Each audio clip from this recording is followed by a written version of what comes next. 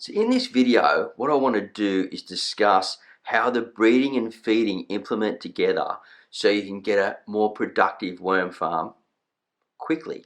And by increasing worm numbers, we can do this because then they're getting out and eating more food, creating more castings, turning over more bedding, etc.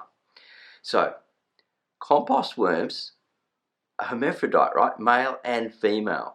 And on the outside of the worm, you see the bulge. You see it all in worms, earthworms, and the type of stuff's called clitellum. Now, hopefully I'm pronouncing that right.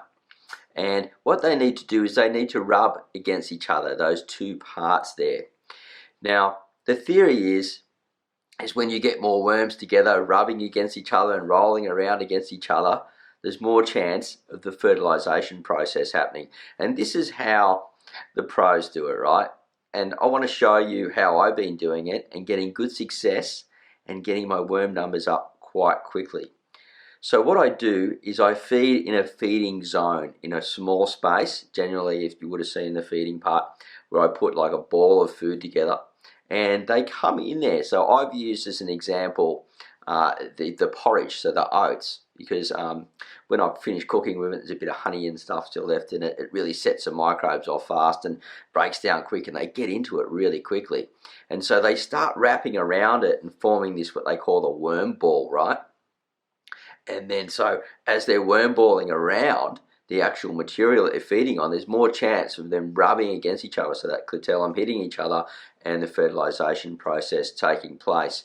And you know, they can lay quite a few cocoons every week, and you know, the minimum in a cocoon is 1, so you could get anything from 1 to up. I've heard of 7 coming out there, but I'd say on average you get around about 1 to 3, depending on how healthy your worms are and how productive your farm is as well. I believe that as your farm becomes more healthy and more productive, you would get more higher numbers.